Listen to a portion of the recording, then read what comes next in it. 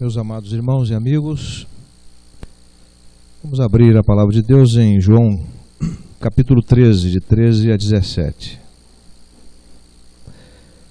João, capítulo 13, de 13 a 17. E lembrando os irmãos, enquanto vocês abrem suas respectivas Bíblias, e as mantenham, por favor, abertas, o passeio do dia 15, não esqueçam de procurar a Soraya e Cleusair, hoje à noite ainda. Nós deveremos nos encontrar aqui em torno de 8h15, 8h30, tá? Os irmãos que têm carro, não vão direto, passem por aqui. Vamos tentar aí, logisticamente, encaixar o pessoal nos veículos. Será um dia muito abençoado. A igreja tem feito os passeios do dia 1º de maio e 15 de novembro. E 15 de novembro nós completaremos 41 anos de organização. Alguns irmãos que estão aqui estiveram naquela organização e podem voltar à história e ver como Deus foi gracioso, tem sido com a nossa igreja. Mesmo assentado, João capítulo 13. Gratos ao Carlos pela direção do culto e todos os irmãos que participaram. Vós me chamais mestre, Senhor, e dizeis bem, porque eu sou. Ora, se eu, Senhor e mestre, vos lavei os pés, vós deveis também lavar os pés uns aos outros. Porque eu vos dei o exemplo para que, como eu vos fiz, façais vós também. Na verdade vos digo que não é o servo maior do que o seu senhor, nem o enviado maior do que aquele que o enviou. Se sabeis essas coisas, bem-aventurados sois, se as fizerdes. Pastor Vanderlei, por favor, nos conduza a Deus de oração.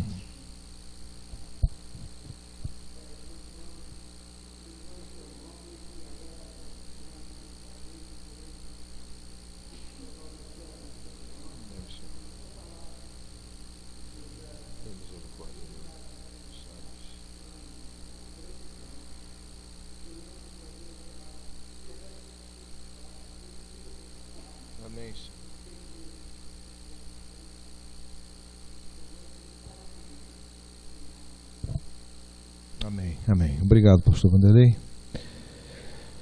Meus irmãos queridos, amigos,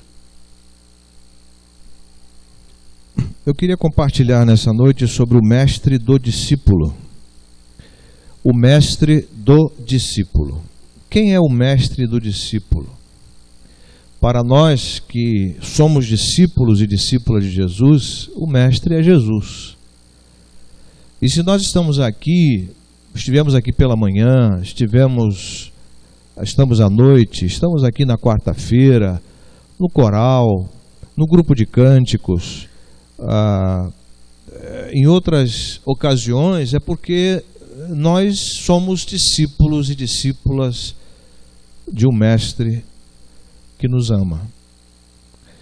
E é importante ressaltar que o mestre Jesus Cristo sempre ensinou o conteúdo e ensinou a sua vida, deu o seu exemplo. Hoje pela manhã, quando apresentava aqui a Lívia, filha do João Paulo e da Laila, eu estava dizendo que em muitos lares chamados cristãos, a educação cristã não dá certo porque se educa com o conteúdo certo, mas com a vida errada. Não adianta eu ensinar a Bíblia para o meu filho se eu minto, se eu me omito, se eu ajo de forma desonesta. Então eu estou produzindo sinais difusos para os meus filhos.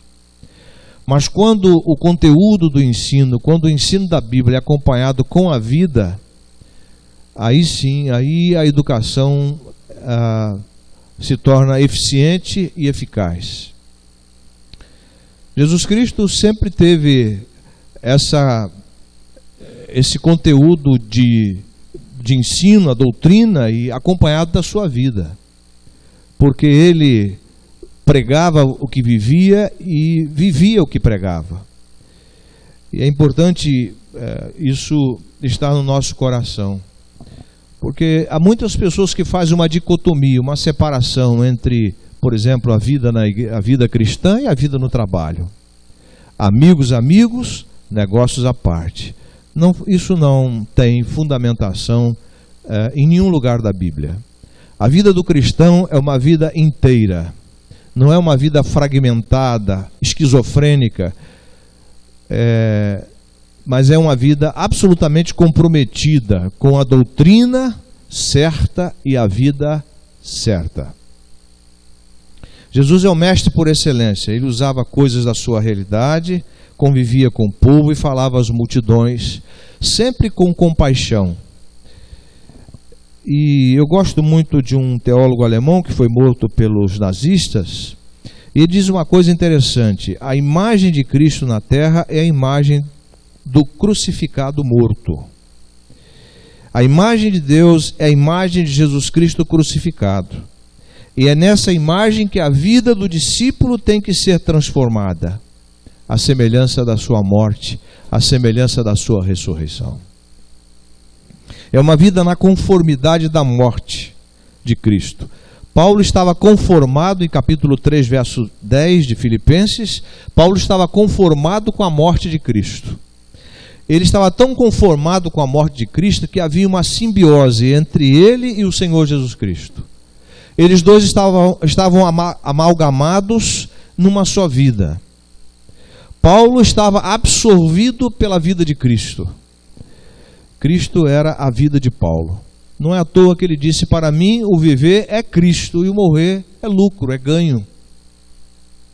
Assim como o empresário quer ter lucro, Paulo já se considerava um homem lucrativo ao saber que haveria de morrer em Cristo. Cristo era a sua vida. É uma vida crucificada. Quando Paulo diz: já estou crucificado com Cristo e vivo não mais eu, mas Cristo vive a sua vida em mim, e a vida que agora vivo na carne, vivo pela fé no Filho de Deus, o qual me amou e a si mesmo se entregou por mim. Paulo não afirmaria tal coisa se ela não correspondesse à verdade. E é interessante que Cristo marca, por ocasião do batismo, a vida dos que lhe pertencem com a imagem de sua morte. Meu irmão, nós carregamos em nós a morte e a ressurreição de Cristo.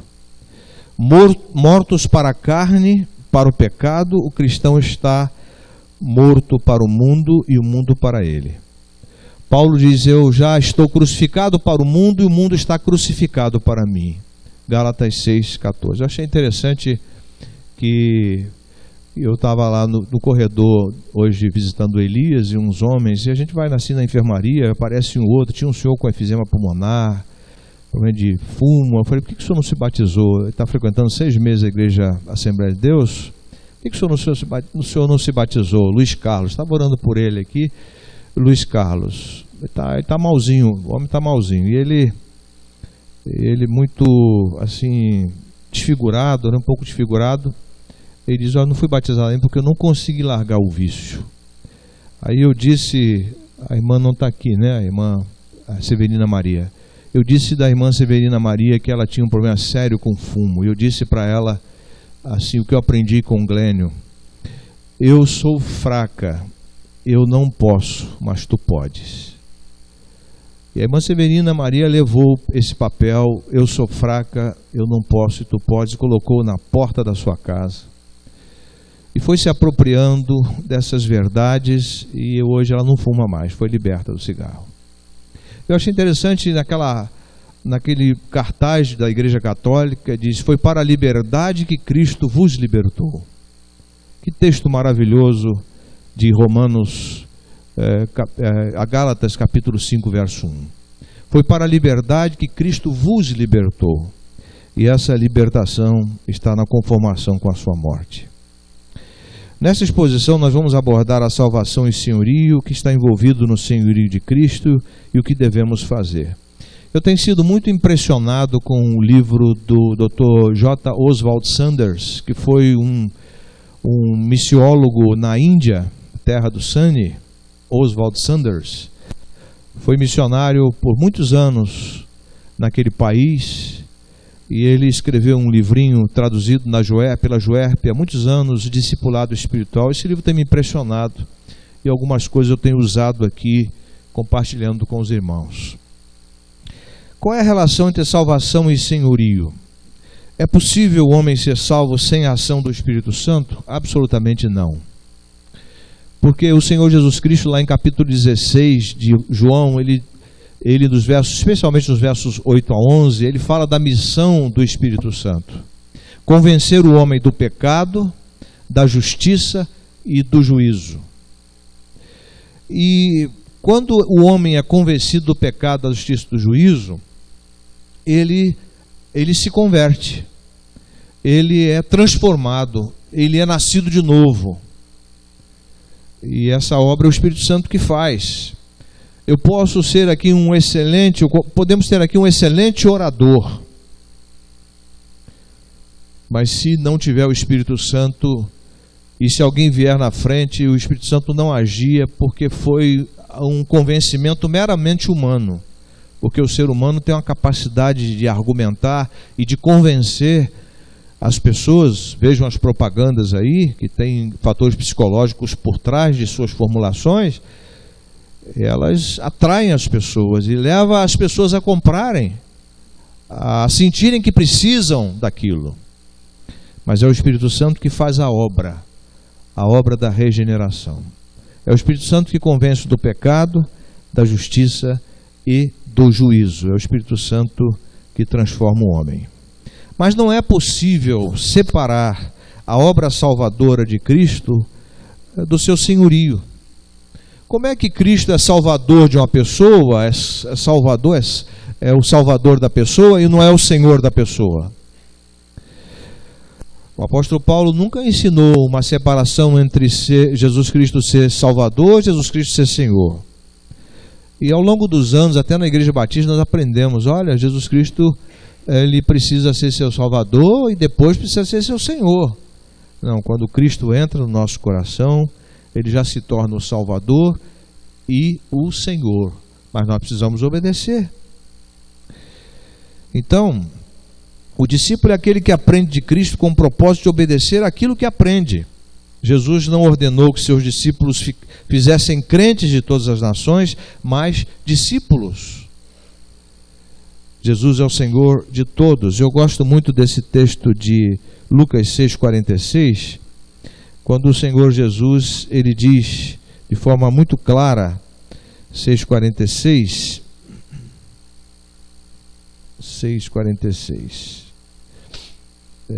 diz assim: e por que me chamais Senhor, Senhor, e não fazeis o que eu digo?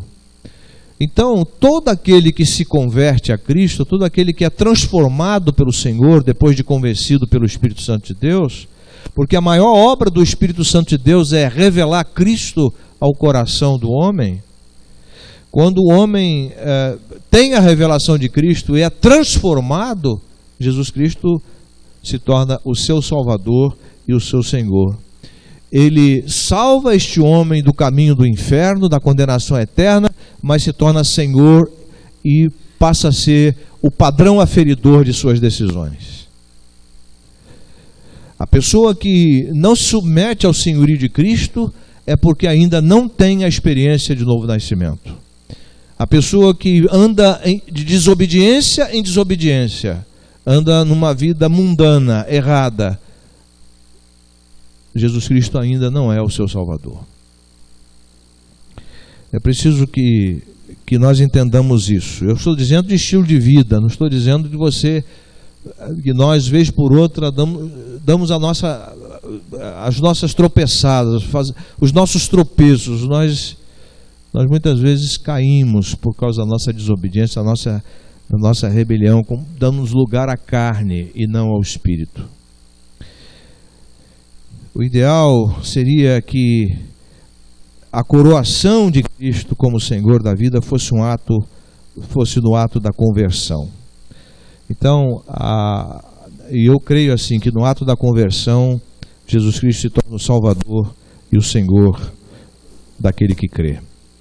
Os irmãos lembram quando Saulo estava perseguindo os crentes e foi no caminho de Damasco, na Síria, e quando o Senhor Jesus Cristo o derruba do cavalo, e uma das coisas que Saulo diz, a primeira coisa que Saulo diz é a seguinte, é a pergunta: quem és tu, Senhor?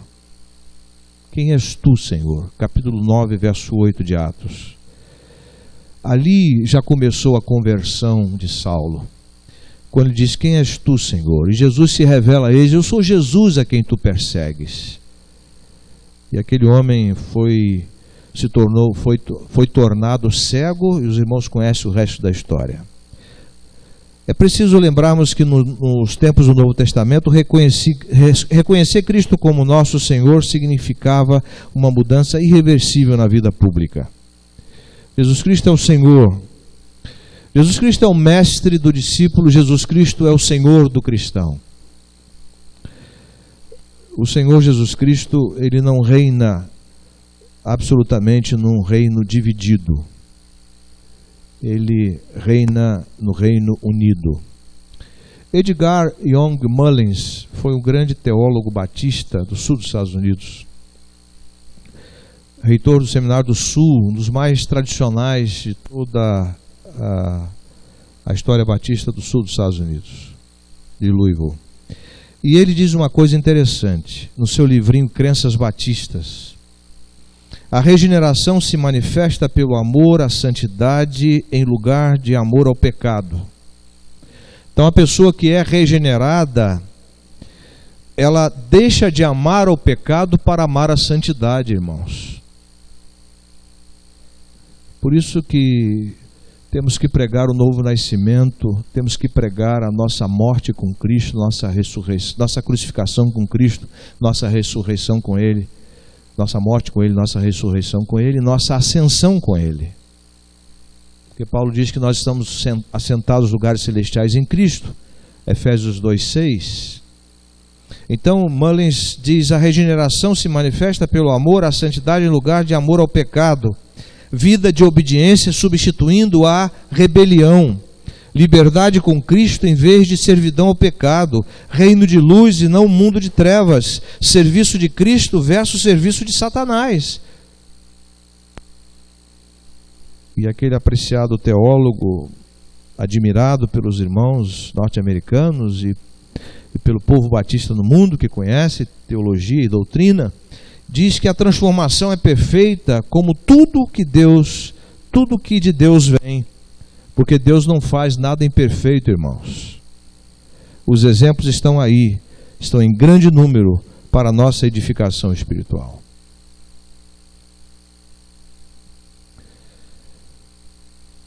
O que está envolvido no senhorio de Cristo? Quero abrir um parênteses aqui. Irmão Fernando, por favor, desça lá embaixo e veja se tem adolescente. Irmão, veja se tem gente lá. Se não ficar para o culto, por favor, peça para se retirar. O que significa submeter-se ao senhorio de Cristo? Eu acho um absurdo a pessoa desrespeitar a palavra de Deus, a não ser que esteja passando mal. O que significa submeter-se ao senhorio de Cristo? Completa submissão à sua autoridade. Pedro, quando escreve, Pedro tinha muita dificuldade de obedecer. Pedro tinha eu me identifico muito com Pedro, porque algumas vezes eu sou intempestivo, eu quero buscar direitos, eu quero fazer valer a minha vontade, etc. E Pedro era um homem com muitos problemas. E Pedro diz lá na sua segunda carta, e Pedro aqui é um Pedro adulto, né, um Pedro já experimentado, Pedro sofrido, e ele diz no capítulo 3, verso 15: e tende por salvação a longanimidade, não, é segunda Pedro, é 1 Pedro, desculpe. 1 Pedro 3,15, ele diz o seguinte: antes, santificai a Cristo como Senhor em vosso coração, Estai preparados, sempre preparados para responder com mansidão e temor a qualquer que vos pedir a razão da esperança que há em vós. O que Pedro está querendo dizer é o seguinte, que Jesus Cristo precisa e precisa ser Senhor. Ele sendo Senhor, Ele santifica o coração.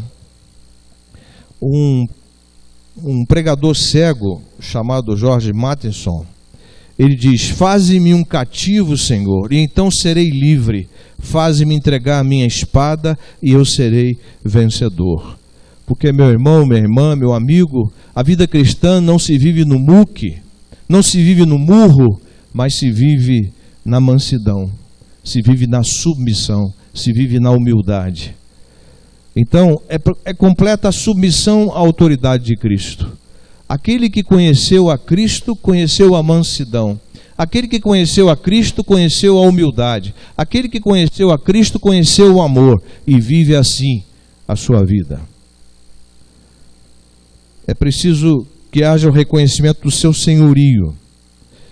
No capítulo 10, verso 36 de Atos dos Apóstolos, nós vemos lá o texto precioso, quando Pedro vai à casa de Cornélio, capítulo 10 de Atos, verso 36, a palavra que ele enviou aos filhos de Israel, anunciando a paz por Jesus Cristo, e lá diz o texto, coloca lá Lucas, este é o Senhor de todos. Então Jesus Cristo é o Senhor de todos os que creem, de todos os que submetem. A palavra do Senhor aqui dá a ideia de um dono que tem controle de tudo que possui.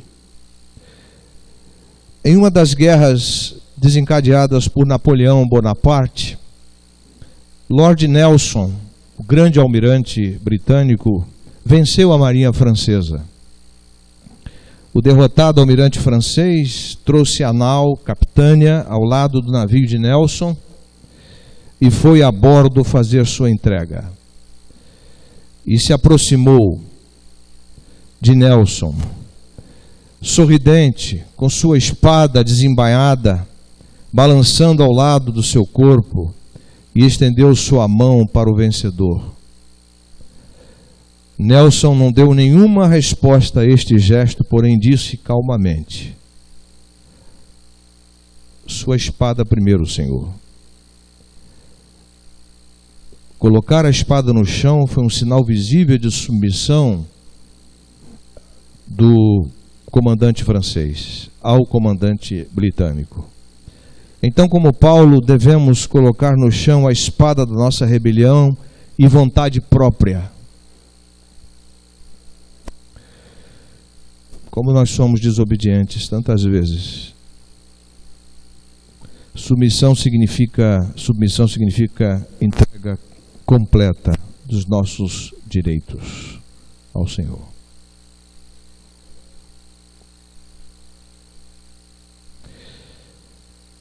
Meu irmão, minha irmã, meus amigos, nós erramos muito na vida. Sabe por quê? Porque não nos submetemos ao senhorio de Cristo.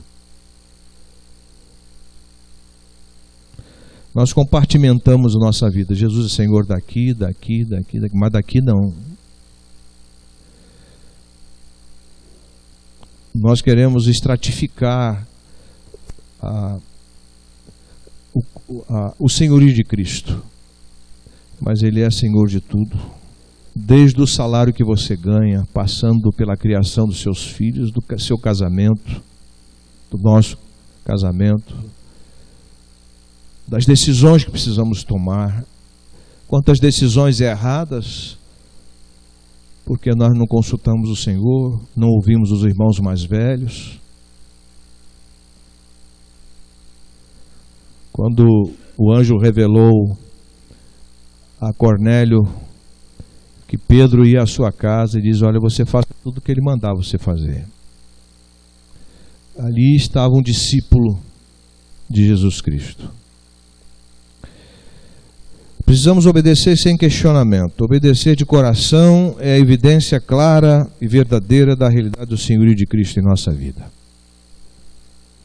O que fazemos, meus amigos, meus irmãos, fala mais alto do que o que dizemos.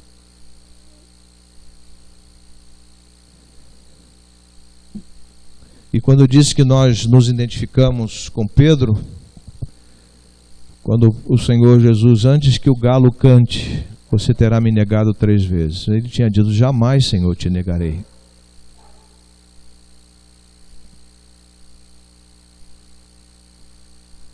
O que fazemos fala mais alto do que o que dizemos. O teste não é o que falo, mas o que faço.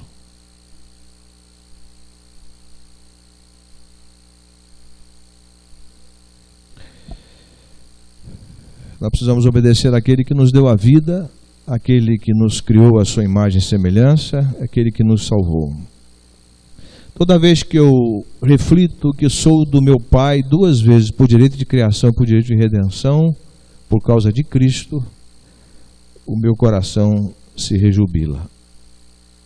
Sabe, irmãos e amigos, eu muitas vezes me sinto angustiado, algumas vezes cabisbaixo,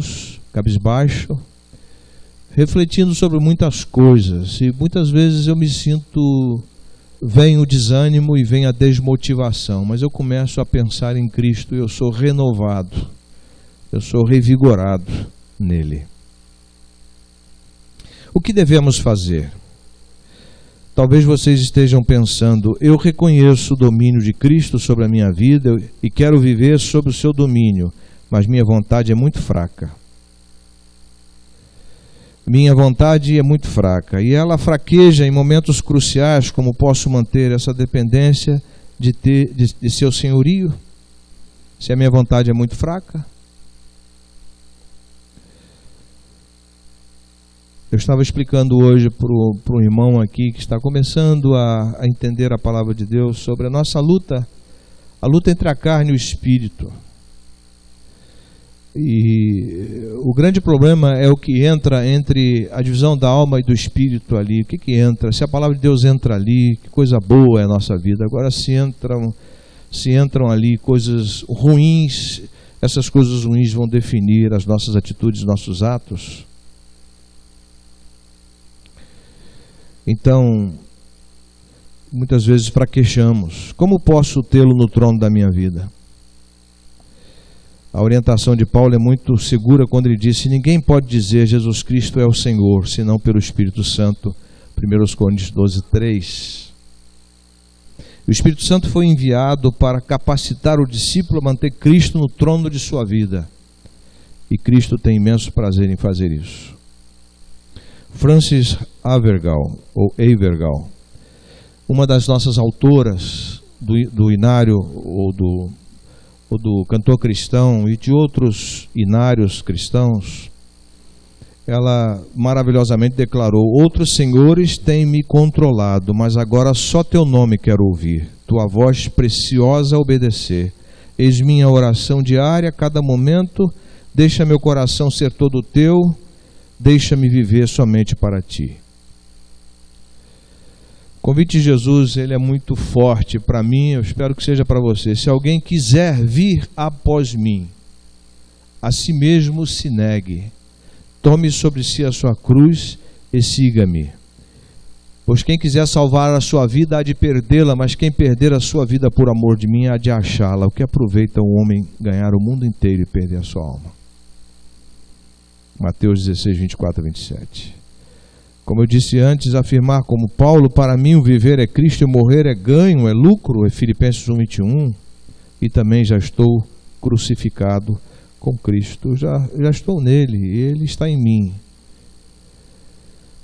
Possamos dizer como Isaías: eis-me aqui, Senhor, envia-me a mim.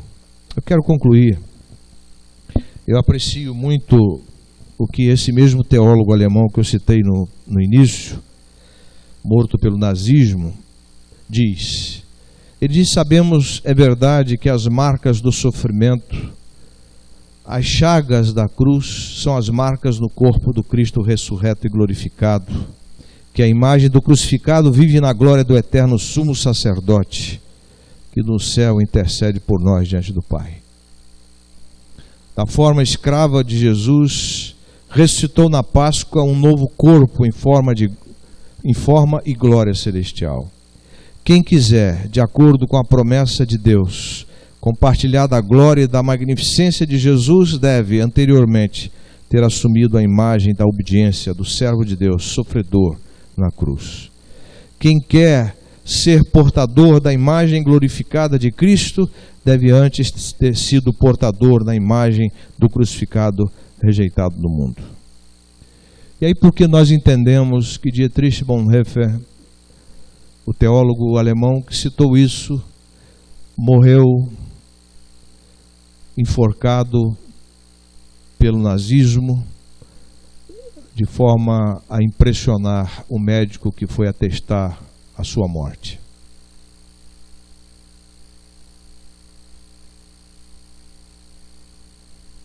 Eu gosto muito daquela expressão paulina quando ele diz, em 2 Coríntios 4, 9 e 10, trago no meu corpo o morrer de Jesus para que a sua vida se manifeste em minha carne mortal. Trago no meu corpo o morrer de Jesus para que a sua vida se manifeste em minha carne mortal. Sabe um texto que eu gosto de orar muito, irmãos? É esse aqui.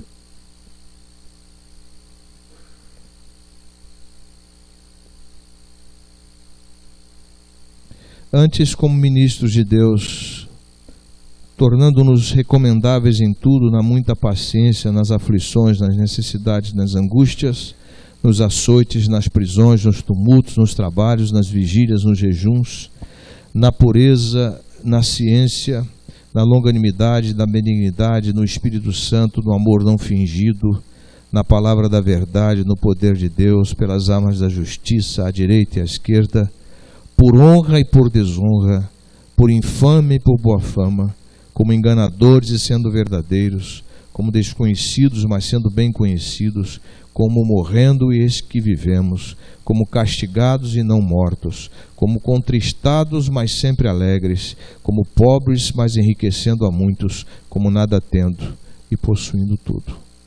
Somente um homem crucificado com Cristo e debaixo do seu senhorio pode dizer palavras como esta.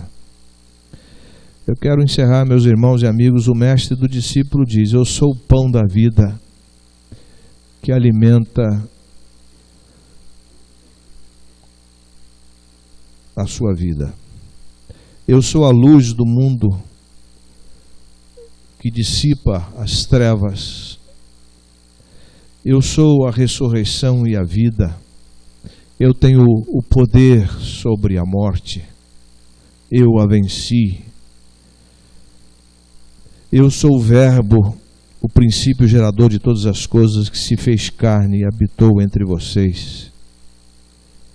Eu sou o Alfa, a primeira letra do alfabeto grego, o princípio, e o Ômega, a última letra do alfabeto grego, o fim.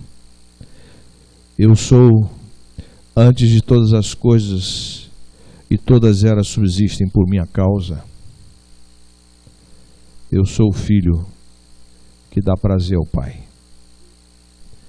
O grande problema nosso é que quando nós não nos submetemos ao Senhor de Cristo, nós não damos prazer ao nosso Pai.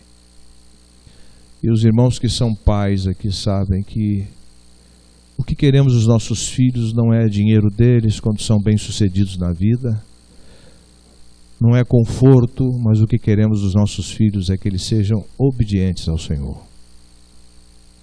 que eles se submetam a Cristo. E isso dá prazer ao nosso coração. E eu estou dizendo de pais crentes comprometidos com a cruz, com o senhorio de Cristo. Meus irmãos, meus amigos, está pregando hoje na igreja do pastor João Fraga, que eu vou trazer aqui. Foi pastor no Paraná e hoje é pastor da Igreja Batista do Rocha, onde foi pastor o grande Reis Pereira. Ele vai ser pregador aqui no ano que vem. Está pregando, liguei para ele esses dias que ele viu o voo há 9 meses, está sofrendo muito. E o Fraga é o presidente da Convenção Batista Carioca e o presidente dos pastores batistas cariocas. E o Fraga, ele está lá com o Dr. Shed. Eu falei, pastor Jacó, sabe quem está aqui comigo na minha casa? Dr. Russell Shed.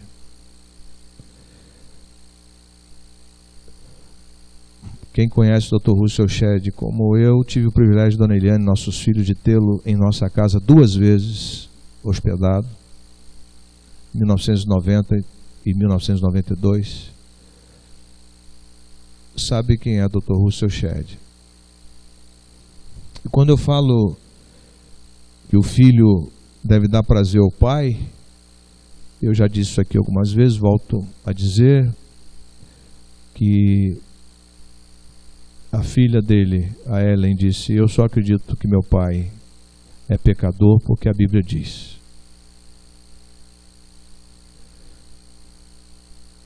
Quem conhece o Dr. Russell Shed conhece a sua mansidão, a sua humildade, a sua capacidade de calar-se e de ouvir, sendo um PhD, formado pela Universidade de Edimburgo, na Escócia. Escritor de vários livros. Um homem que conhece Cristo. E aquele homem dá prazer ao seu pai. Meus irmãos, meus amigos, o mestre do discípulo é Jesus Cristo. Agora, será que somos discípulos desse mestre? Será que você e eu temos sido discípulos desse mestre? Será que temos nos submetido a esse mestre? Essa é a grande pergunta que precisamos responder nessa noite. Isaías e Etienne estão passaram um vale difícil, o vale da sombra da morte. Mas é no vale da sombra da morte que se conhece o discípulo, que se conhece a discípula de Jesus Cristo. Os irmãos sabem e amigos, por que nós produzimos tão pouco para o mestre? Porque nós não temos sido, haja talvez aqui exceções, quem sou eu para julgar, mas nós não estamos sendo discípulos. Alguns de nós religiosos, bons religiosos, mas poucos discípulos. Porque discípulos testemunham, discípulos não têm vergonha de Cristo, do mestre, do seu mestre, discípulos conversam com seu mestre, discípulos pedem conselho ao seu mestre, discípulos honram o seu mestre, e discípulos têm no seu mestre o padrão, o exemplo, e seguem suas pisadas. Jesus Cristo é a principal razão de estarmos aqui nessa noite, mas Ele tem que ser a principal razão de estarmos no trabalho, na escola, na rua, conversando com o vizinho, visitando no hospital, levando consolo para uma pessoa que perdeu seu ente querido. É aí que revelamos o mestre, o nosso mestre, Jesus Cristo, o autor e o consumador da nossa fé. Meus irmãos e amigos, a razão por que nós não produzimos, a razão por que nós não nos entusiasmamos, a razão por que nós muitas vezes não saímos da mesmice, é porque falta a compreensão de quem seja o nosso mestre, de quem é o Senhor Jesus Cristo. Porque aquele que nos salvou como nosso Salvador é também o nosso Senhor.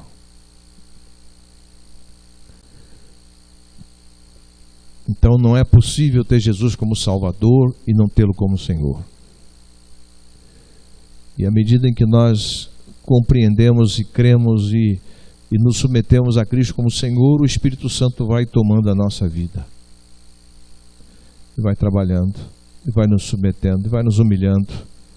E nos tornamos pessoas amáveis, afáveis, generosas, serviçais, obedientes, mansas, palatáveis, dignas, pessoas com as quais temos prazer de nos relacionar.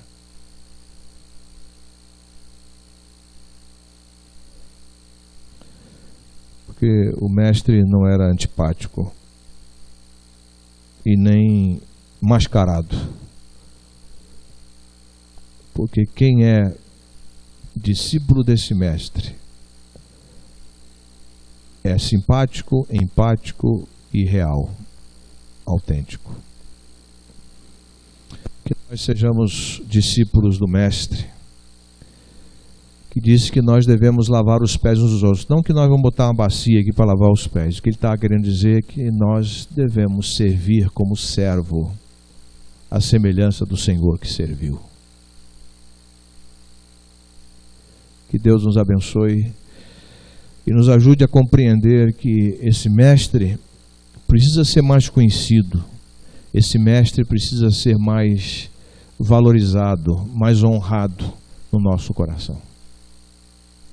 Porque quando ele é honrado no nosso coração, ele estabelece o tom da nossa vida, ele estabelece o padrão das nossas escolhas, ele não nos deixa conviver com o erro, com a falcatrua, com a desonestidade.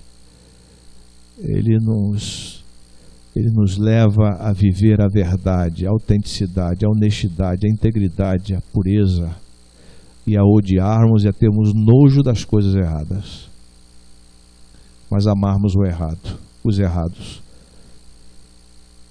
Termos nojo da corrupção, mas amarmos os corruptos. Esse mestre é maravilhoso. O que falta a nós é conhecer com profundidade esse mestre, porque eu muitas vezes, na minha relação com minha mulher, na minha relação com meus filhos, eu revelo que eu não conheço o mestre como ele é. Porque eu sou às vezes um ignorante, um estúpido, um casca grossa, um incompreensivo, um arrogante, porque eu não conheço aquele que está na contramão de tudo isso que eu sou. Então nós precisamos prosseguir em conhecer aquele que quer nos fazer igual a ele e sermos a sua boca e a sua vida neste mundo. Ah, meus irmãos, minhas irmãs, meus amigos, que bom, que precioso, que riqueza incomensurável, incomparável é a riqueza da relação do discípulo com o mestre, do mestre com o discípulo, e a relação de submissão e de colocar todos os nossos direitos, entre aspas, debaixo da autoridade dele. O que me encanta é ver ao longo da história homens e mulheres que eram realmente, que compreenderam e submeteram realmente ao mestre. Se tornaram discípulos e discípulas entusiasmados com o reino e desejosos de ver o reino crescendo em qualidade e em quantidade, trabalhando não no mero ativismo, mas na atividade submetida a ele. Que tenhamos um excelente resto de noite, uma semana de discípulos submetidos, submissos ao Mestre, Jesus Cristo, aquele que deu a sua vida por nós, para que não mais fôssemos de nós mesmos, mas dele, e vivermos para a glória do Pai. Que assim seja. Que Ele tenha misericórdia de mim e de cada um de vocês nessa noite. Amém.